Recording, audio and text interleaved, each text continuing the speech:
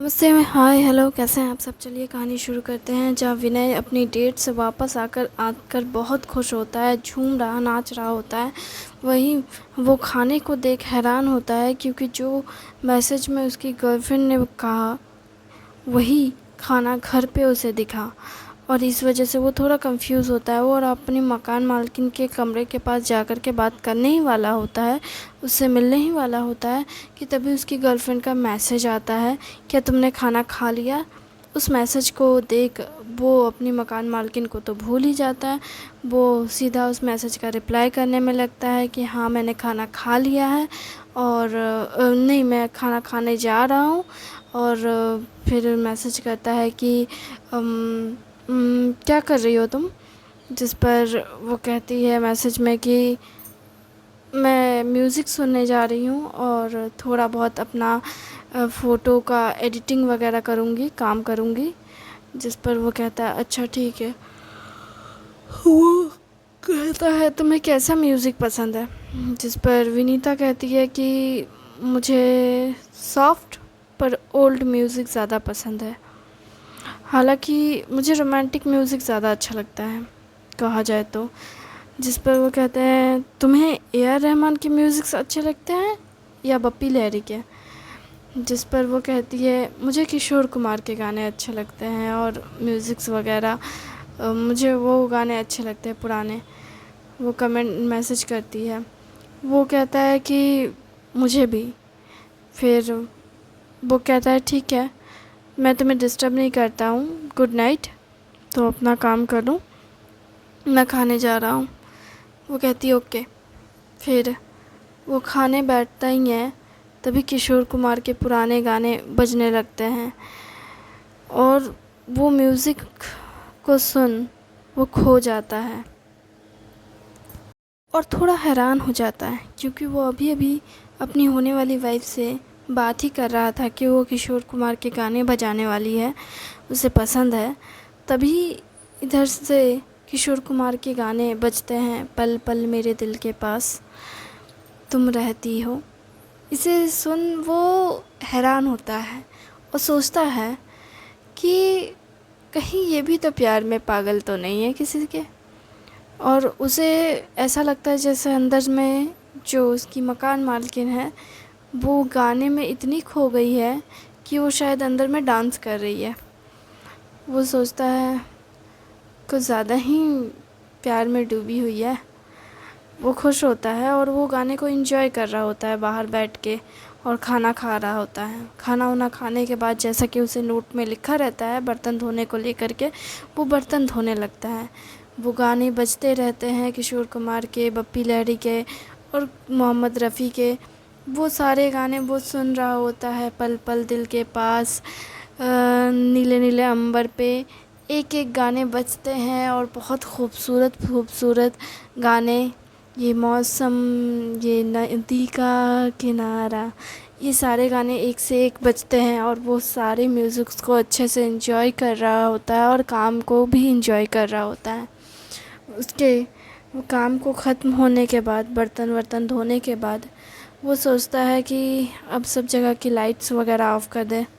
फिर वो light white of करके टेबल पे एक नोट रख देता है, अगर म्यूज़िक बंद हो जाए और तुम कमरे से बाहर निकलो तो कम से कम अपने रूम का गेट अच्छे से लॉक करना, क्योंकि घर में वैसे तो मैंने सारे दरवाज़े लॉक कर दिए हैं और सब कुछ चेक कर लिया है, पर तुम अपने दरवाज़े का लॉक अच्छे से कर दरवाज़ा अच्छे से लॉक करना और यहाँ की लाइट ऑफ़ कर देना। वैसे तो मैंने नाइट बॉल्ब जलाई है, पर अगर तुम्हें लगे तो इसे ऑफ़ कर देना। उसके बाद वो ये नोट लिख करके चला जाता है अपने कमरे में। और जब वो जा रहा होता है तब वो सोचता है कि क्या वो मुझे गुड नाइट बोलने आएगी, पता नहीं। वो फिर नोट रख देता है एक, जो नीचे में रख ऊपर चढ़ने वाला होता है अपने कमरे की ओर। तभी सीढ़ियों पे जब चढ़ रहा होता है तभी वहाँ एक नोट लिख देता है, अगर तुम मुझे गुड नाइट बोलने आने वाली हो तो ये नोट तुम्हारे लिए, मेरी तरफ से good night and sweet dream. और आने की ज़रूरत नहीं है। ये नोट चिपका करके वो चला जाता है अपने कमरे में और वो मज़े से बाहर उन्हीं म्यूज़िक को सुन रहा होता है जो उसके नीचे में उसकी मकान मालकिन बजा रही होती है। वो सोचता है कि हर दिन मैं गाने बजाता हूँ और अकेले एंजॉय करता हूँ। आज पहली बार ऐसा लग रहा कि कोई और मेरे लिए गाना बजा रहा है और मैं एंजॉय कर रहा हूँ। आज पहली बार मुझे मेरे ही पसंद के गाने लेकिन किसी और के अंदाज़ में सुनने को मिल रहे हैं। अच्छा लग रहा है। वो भी बहुत खुश होता है और सुकून से झूम रहा होता है गाने के साथ। और तभी वो सोचता है कि क्या मेरी वाइफ़ बिज़ी होगी या फिर सो गई होगी। वो मैसेज करता है, माय डियर वाइफ़, क्या तुम सो रही हो? पता है मैं मोहम्मद रफ़ी के गाने सुन रहा हूँ और मुझे बहुत खुशी मिल रही है। क्या तुम भी सुन रही हो? अगर तुम सो गई हो तो सुबह ये मैसेजेस पढ़ना, और अगर तुम जाग रही हो तो तुम्हें रिप्लाई करने की ज़रूरत नहीं। बस अगर तुम सुन रही हो गाना तो एंजॉय करो। मैं एंजॉय कर रहा हूँ। Good night and sweet dream. वो मैसेज सेंड कर देता है और वो मैसेज जैसी विनीता देखती है वो हैरान कि गाना तो मैं बजा रही हूँ, क्या वो भी यही गाना फील कर रहा है? फिर वो मैसेज करती है, तुम कौन सा गाना सुन रहे हो? जिस पर वो कहता है, मैं सुन रहा हूँ, अभी कौन सा गाना बजा रही थी थोड़ी देर पहले। एक्चुअली गाना चेंज होता है, तब नया गाना बजता है और वो गाना रहता है पल पल दिल के पास। वो मैसेज करता है कि मैं अभी सुन रहा हूँ पल पल दिल के पास। वो कहती है ये गाना तो मैं ही बजा रही हूँ, क्या वो और मैं? फिर वो कहती है को इंसिडेंट होगा, छोड़ो भी। जिस पर वो थोड़ी ये बात क्लियर नहीं करता है कि उसकी मकान मालकिन बजा रही होती है।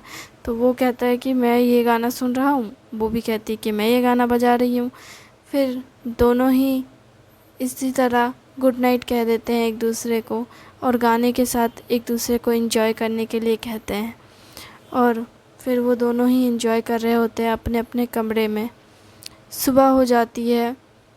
सुबह होते ही विनय सबसे पहले अपना फ़ोन देखता है और फ़ोन को चार्ज में लगा करके चला जाता है मॉर्निंग वॉक पे। वॉक पे जब जाता है तो वो सोचता है, उसने कहा था रनिंग करने को लेके, तो क्या मैं दौड़ूं? फिर वो दौड़ने लगता है।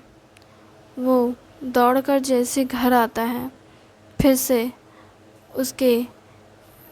उसे एक नोट मिलता है। वो नोट रहता है उसकी मालकिन का।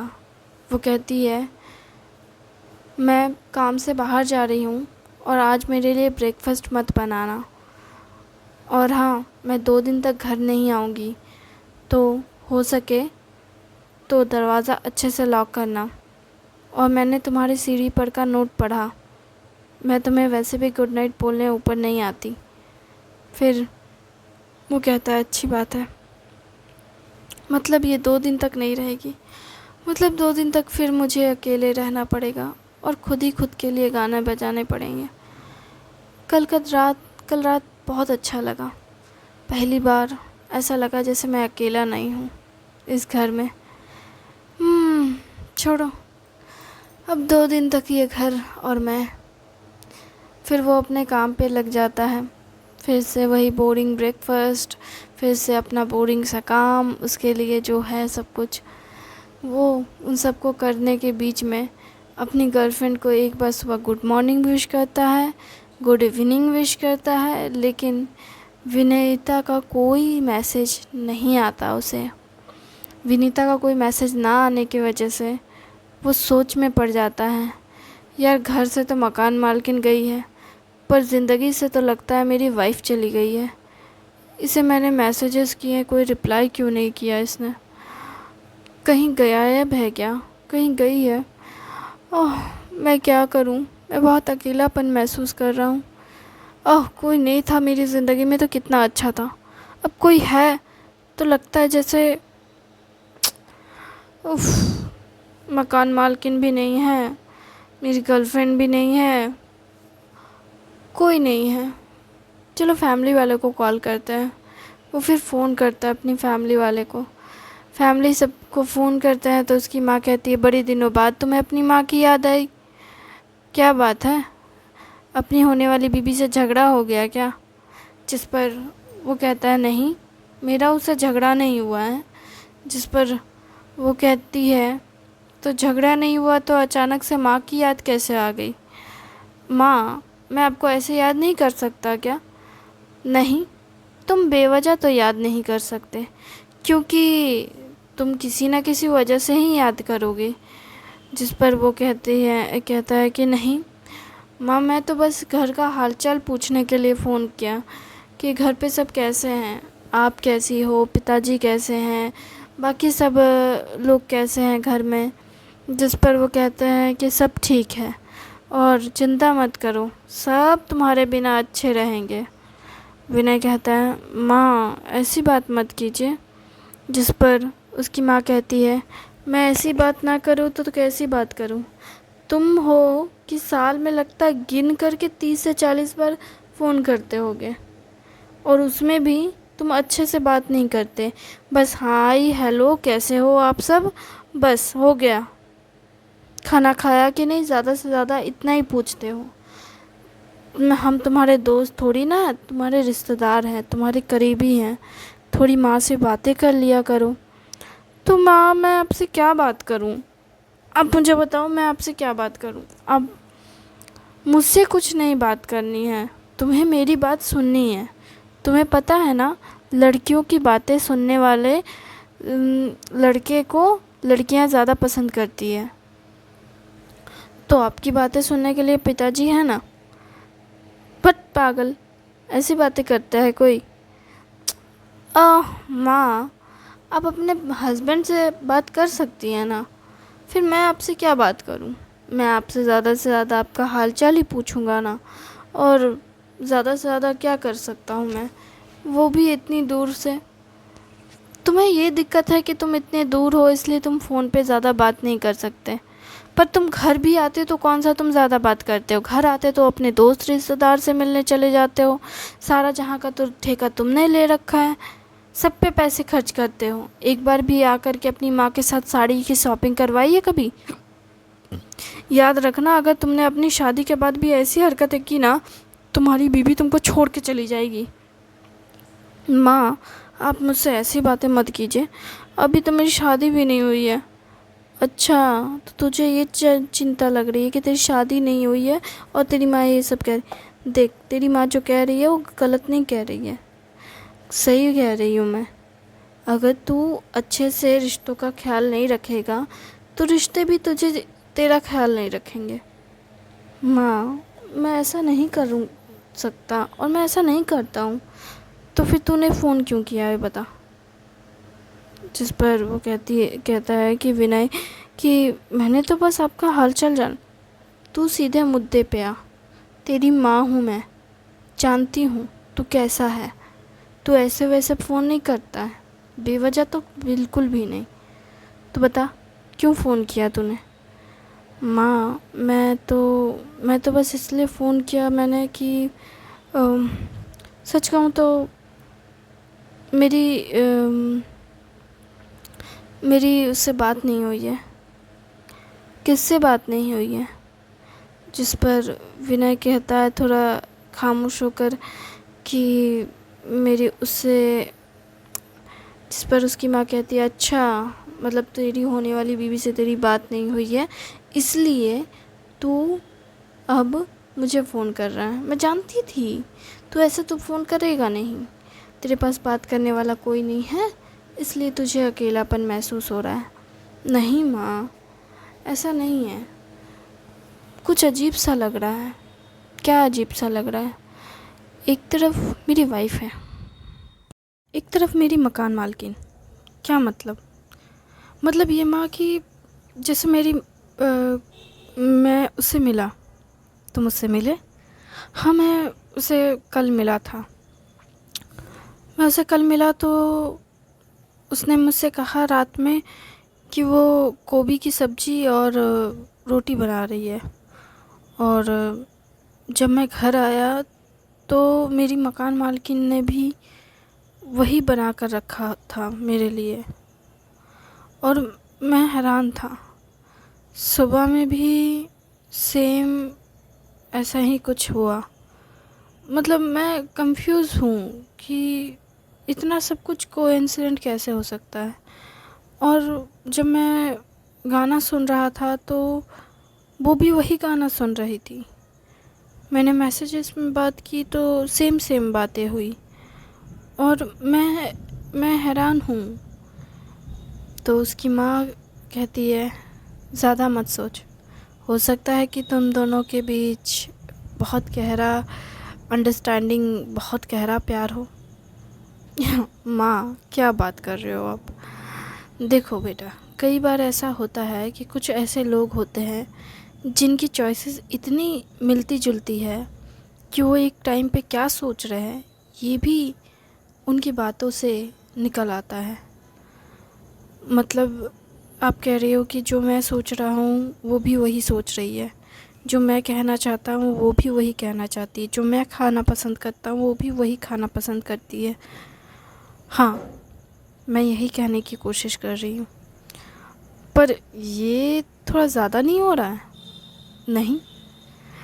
और अगर ऐसा है भी तो तुम एक काम क्यों नहीं करते, अपने मकान मालकिन से मिल लो। नहीं नहीं, मुझे उससे नहीं मिलना, मेरी अपनी होने वाली वाइफ है तो मैं उससे क्यों मिलने जाऊँ? क्यों, तुम्हें डर है कि तुम बहक जाओगे? क्या पता तुम्हारी मकान मालकिन बहुत सुंदर हो। नहीं माँ, मुझे अपने कैरेक्टर पे पूरा भरोसा है। मैं जिसे पसंद करता हूँ उसके अलावा और कोई हो ही नहीं सकती मेरे दिल में और मेरी ज़िंदगी में। बस बात इतनी सी है कि मैं उससे बहुत, पता नहीं कैसे, उससे बहुत अजीब सा महसूस होता है। जब मकान मालकिन से बात होती है तो वो बहुत खड़ूस लगती है, लेकिन जब मैं उससे बात करता हूँ तो वो बहुत स्वीट लगती है। उन दोनों का कंपैरिजन नहीं हो सकता, लेकिन जो कुछ भी अब इन दोनों हुआ है तो मैं थोड़ा कंफ्यूज हूँ। और फिर मेरी मकान मालकिन ने भी कहा कि वो 2 दिन तक बाहर रहेगी, और इधर उसका भी कोई मैसेज नहीं सुबह से लेके अब तक में।